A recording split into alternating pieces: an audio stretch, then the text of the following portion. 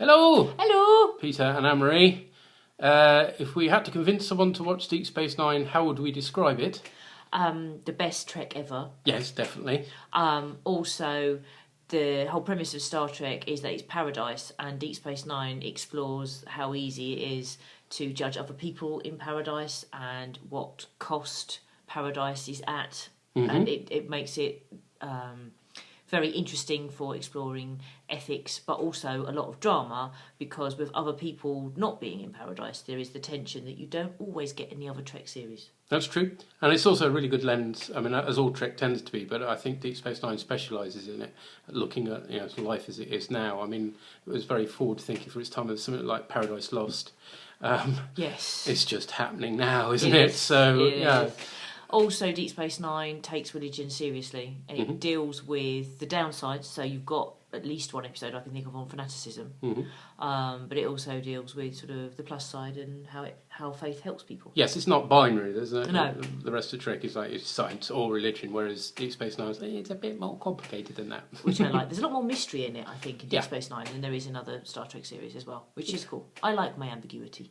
Definitely. How did you feel about the show taking place on a space station instead of a starship? Well, at the time, obviously, it was not completely original because you had Babylon 5, but Yeah. certainly it was still fairly new territory, and the idea of that sort of western town almost in space was a really good setup. So it was interesting and new, and a new way of looking at the Star Trek universe. For me, I had no idea, but I just wanted to watch it and find out. Okay.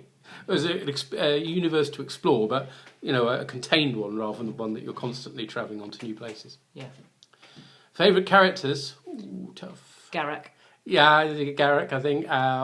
He's so multi-layered Yeah. and so well played and so interesting. And just when you think you understand the character, you find out something new, and the new thing then makes you question everything you knew about him before.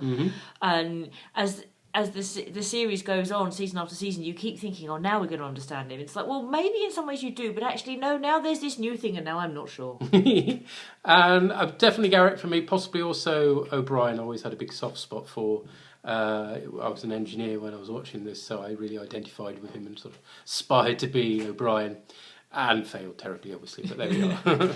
I also really like General Martok. Oh, gosh, yes. I mean, the Klingons generally, I mean, Gowron, scary but great fun. Yeah. Glory to you and your house.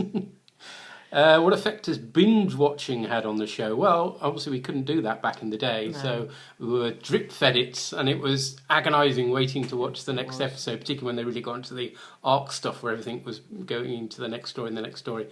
Whereas now you can treat it like most modern television is treated like, which is, if you've got time to sit through an entire season in one night, Yeah. you do it because it's brilliant and it's worth experiencing it in as much of a rush as possible. Yeah. And so, of all the Treks, I think it's the one that holds up most to modern viewing I think habits, so, actually. yeah. Again, ahead of its time. Yeah.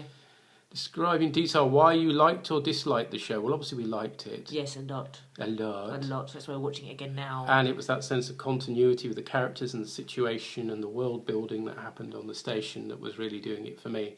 And there seemed to be a lot more variety in the characters. Yeah. There were conflicts, Yes. but they weren't like they were hating each other. No.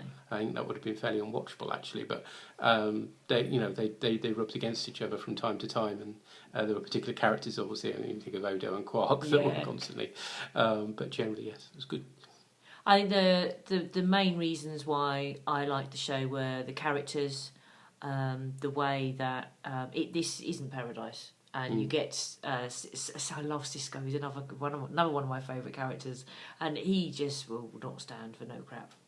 And, Quite scary at times.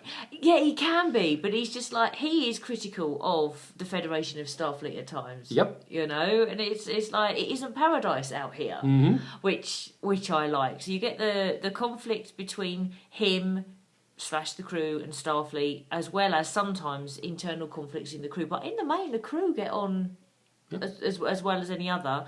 But also I like the fact that you've got the Gamma Quadrant, whole new areas to explore, new races, which is cool.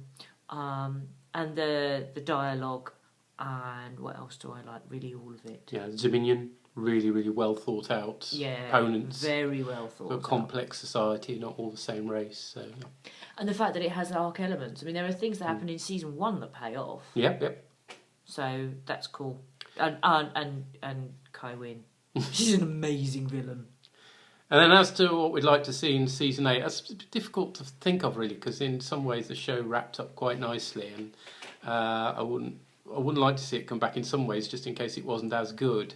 I mean, I would like to have seen Sisko come back to see Jake again at some stage, because that was a really rough parting. Maybe Odo come back at some point.